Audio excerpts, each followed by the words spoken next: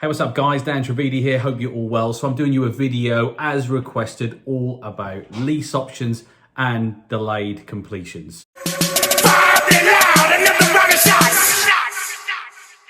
down for what? Turn down for what?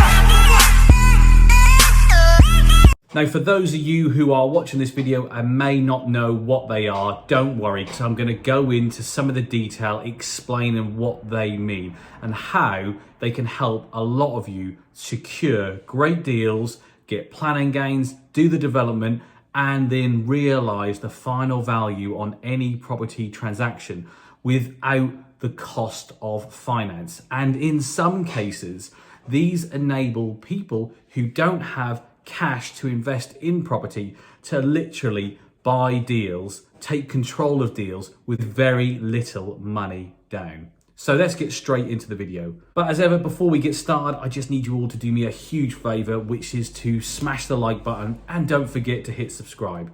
So let's start with lease options. Now, you would have probably heard the term lease options thousands of times. And one of the main reasons is because for the last 6 to 8 years, it has been one of the hot topics for property trainers and property training books. And one of the main reasons it resonates with so many people who are new to property is because it is banded around, it is sold as a no money down deal. And it links very nicely to the rent to rent sector. Now, my experience with leases and options, or just options, is that they are not no money down deals, but they are definitely money saving deals. And when we talk about the delayed completion, reason for delaying the completion is to save you money, but you will need funds to do whatever it is you're going to do to the property. And that is where these tools fit really nicely. They are great ways to secure deals which have potentially high risks or need planning gains or need work doing, or work with a vendor's sets of circumstances that pitches you above the rest of your competitors to secure the deal. But these are only tools. Like a tradesperson who has tools in his belt, the skill is in the individual, not in the tool. But the better the tools, the better the finish.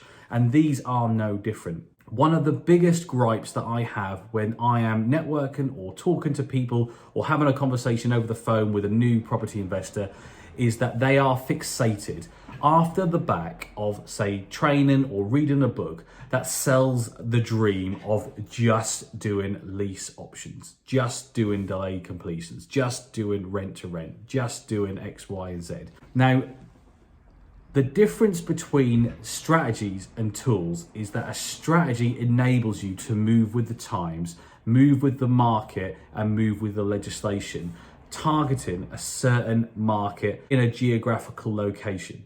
And the tools that you have at your disposal helps you secure more deals. And not every deal is the same, even though it's the same market. And that's really important. But trying and focusing just on one tool as a strategy will mean that you will be blinded by when the ability comes to use the tool, even if the deal isn't that good, or even if it doesn't fit with the market. So let me give you an example.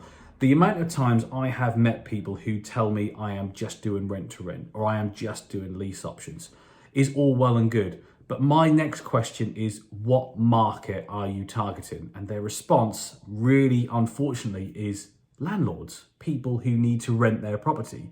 But they can completely miss the point of the question, which is, who are you targeting for your end user, the person that is going to be paying your rent? Honestly, 90% of the people just don't know. They just think if they can get a property on a rent to rent or a lease with an option, that their work is done and the rest will take care of itself. And I have said this time and time again, if you do not understand the market that you are targeting, you are going to really quickly fail. When something happens, like a pandemic, like a change in the market, you're going to come unstuck really quickly.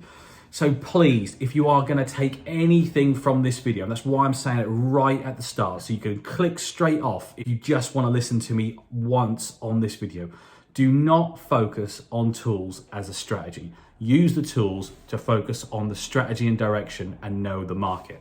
But Having said that, lease options are a great tool.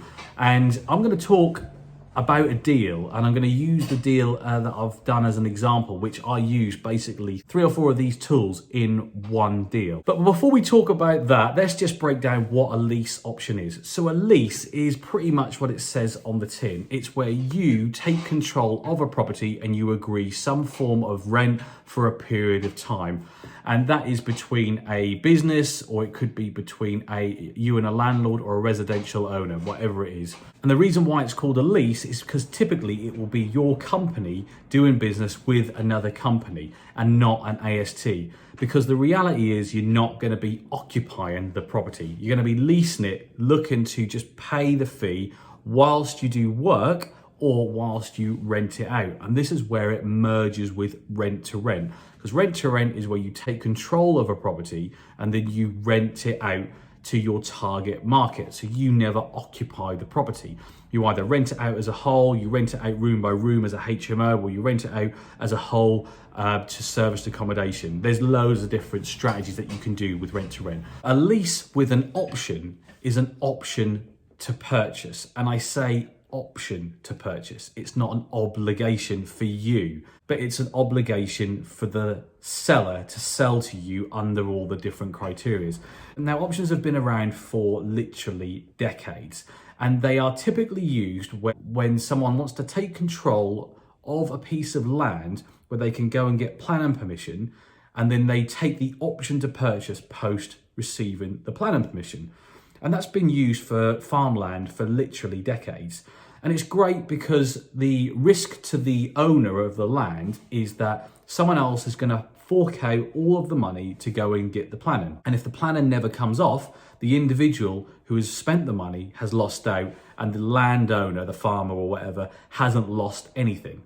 And it also enables him to agree a commercial deal, a commercial sale, based on the planning permission being granted for him to then sell to the individual, the person who has the benefit of the option. And the benefit for the person taking the option is that you don't have to buy a piece of land without knowing that you're going to get the planning permission. So you don't have to fund a purchase or spend money or lock up money, which could be years trying to get planning. And the risk for you overall is that you might have to fork out the money for the planning and all of the fees that go with it, and you may never get the planning and you may end up losing that money. But this is where options need to be put together by a solicitor, not one that you download off the internet, not one you get off a memory stick from a training package. It has to be put together by a solicitor, because the details in the option can save your arse. So let me give you an example of where I have used this and where I had a solicitor draft it up and where it massively saved me and it kept the deal under my control. So I was buying a commercial property, but the price that the vendor wanted was pretty high. It wasn't overly inflated, it was just not below market value, and it had no planning permission. And after meeting with the vendors, I discovered the reason why the purchase price had to be so high is because they bought the property at the height of the market just before the last crash. So they couldn't really afford to sell it for less than that. So they were in a bit of a stalemate situation. But the property was worth a hell of a lot to me once it gained planning permission for residential. So then the tool that I used was an option to purchase, a lease, and a delayed completion. But we're going to park the delayed completion for now. And this is really important because I didn't agree to lease the property straight away. I agreed to take the option on the property straight away. So the vendor was actually the occupier of the property. They ran their business from that. They weren't in a massive hurry to sell because the property that they were going to move into, a bigger property because their business was growing, wasn't quite ready. So we came to an agreement that I would take an option for an agreed price to then go and get the planning permission, which was actually really nice and simple because you have a price agreed, you have a time frame which you think it's going to work to, and then you have clauses that everyone has agreed to should something crop up which is affecting the planning. Now this I thought was a permitted development, so a straight in and out 8 to 12 week application. But the solicitor who was acting for me at the time said that we need to be careful that if there is any delay your end down, that you have the ability to extend the option, which was for 12 months. So the vendor agreed that if in the unlikely circumstances my permission was refused or something came up which meant I had to go to appeal or whatever, I was able to extend till the appeal decision was made or until I had withdrawn my application and wasn't going to make any. And that stop date was literally 3 years. So even though no one wanted to extend past 12 months, we wanted to get the deal much, much quicker. And had I have got the planning permission, it would have triggered the next stage of the deal. So no one could delay on purpose. But Christ, did it pay dividend having that clause in, because the permitted development application was refused because they didn't agree with the use. They didn't agree with B1. They argued it was A2. After a lengthy second application, which again was refused, we went to appeal and we went for costs. And at the time, the appeal process had no time limit. It could take as long as it was going to take. And it took nearly 18 months for the appeal to come back. And it did come back and overturn the planning refusal. So it was great because I managed to get the planning that I wanted to get, but I had forked out all of the money for the planning and the appeal, and then the 12 months came and went. Now, literally, had I have not had the ability to extend that option for various reasons, the vendor could have carried on with the application and taken all of the benefit of the planning permission being approved, and I would have had no legal right to enforce an option agreement to buy at the agreed price. So they could have put the price up or sold it to someone else. Having a solicitor draft up the option agreement is fundamental. Now, this is where I then move to the lease. Now, typically people will take a lease on the property to begin with and get it leased and get it generating a revenue, and then try and get an option for an extension or to go higher or to build in the garden. And that's all well and good. But I did it this way round because the planning had come in and the obligation to buy was then triggered, but the obligation to buy triggered the next two stages, which was a lease with a delayed completion. So we exchanged contracts at 5% deposit, and that was released to the vendor. I was happy to agree to that. But the completion was delayed based on me doing the work. And I'll come on to the detail of that in a second when I talk about delayed completions. But whilst it was ongoing, the delayed completion, we had a lease to occupy to complete the works. Now, which is really key to the delayed completion side, but it also enabled the vendor to agree the deal because I agreed to pay £1,000 per month whilst we were in occupation, which you might think £1,000 a month is quite a lot. But it was agreed that that £1,000 a month would be deducted off of the sale price that we had already agreed under the option. So commercially, it wasn't costing me any money. Cash flow wise, it was massively helping the vendor, and deal wise, it was saving me a fortune in interest costs whilst we did the work. And this is where leases can be really beneficial to you whilst you're doing the work and not considering making money or doing a rent to rent. And this is where I think lease options have a huge part to play. You've got to be a bit creative, you've got to be a bit savvy, and if you're ever unsure if you should use this or how you structure it, then feel free to ping me a message on Instagram and I'll try and help you as much as I can. But be careful who you're taking advice from, because someone who hasn't actually done this before may give you the wrong piece of advice. And if ever in doubt, go and speak to a property solicitor. They'll know how to structure this like the back of their hand. And then moving on really nicely to delayed completions. Just backtracking, what is a delayed completion? Well, it is kind of what it says it is. When you buy a property, you go through a conveyancing process and you exchange contracts, and you typically put 5 to 10% down. And then the completion normally takes place 7 days later. That means you exchange contracts, you're obligated to buy, the seller's obligated to sell, but there's a week's grace in between, so all the money can move around and then you can complete the purchase and go and get your keys. And really importantly, between exchange and completion, no party can pull out. And if they do, the ramifications and the financial ramifications for each individual is so severe, they would always be advised never to do it. In between that period, which is normally about a week, both parties are in the deal. It's locked, it's secured, you can't get out of it. But what you can do is you can agree at the point of exchange to delay the completion. Now, why would you want to do this? I guess some simple examples is that you need longer to get the money over to the solicitor. There are other incentives to do this. Now, in between exchange and completion, you can literally improve the property because there is no way the seller can withdraw from that. But there are risks to the vendor if you go into the property and you burn it down, or you demolish a wall and that affects a neighbour's building, or you have workmen in there and they injure themselves. So there's loads of legal requirements that you need to consider, as does the seller. And this is why you need a solicitor to put this deal together. But when that is all said and done, you can literally go in and improve the value over a period of time, from anything from a week to 6 months or longer. And where this can really benefit individuals is when you are adding significant value or doing a conversion to create multiple units. And then when you come to complete, you can complete based on the new value, the increased value after you've done the works. And how you do this is you work with a specialist lender, a lender who is familiar with this, who are also prepared to lend on the final value.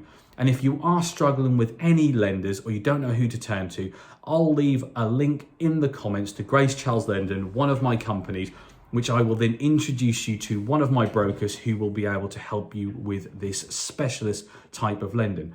But where this is great is if you're buying a property and you need to put, say, a 30 or 40% deposit down on an empty commercial property, which is quite realistic in today's market, which can be a hefty sum.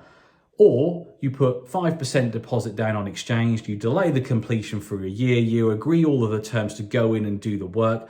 And when the work is done, the property is worth X amount more, and you can complete the purchase based on raising finance to not only buy at the original price, but to release all of your money back that you've put into the refurb.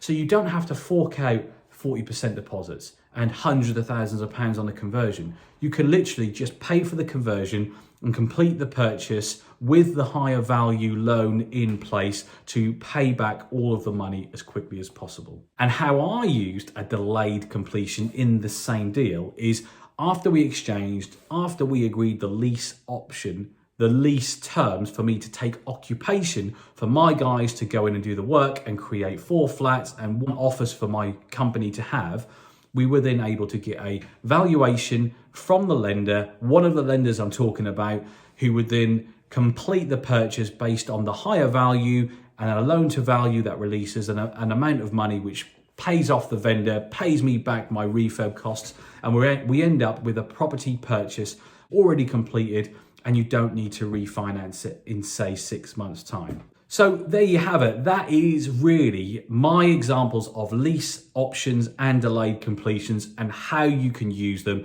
and reinforcing the message that they are only tools, not strategies. If you try and just do lease options, if you try and just do delayed completions, it is like trying to fit a square cube through a round hole. It's not always going to fit. And you may sometimes either get a crap deal because they've agreed to do it, or you might miss out on a great deal because you haven't used the right tool for the right deal. But look, hope you found the content rich. That's it from me. I'll catch you all on the next video. Five and out, another rocket shot.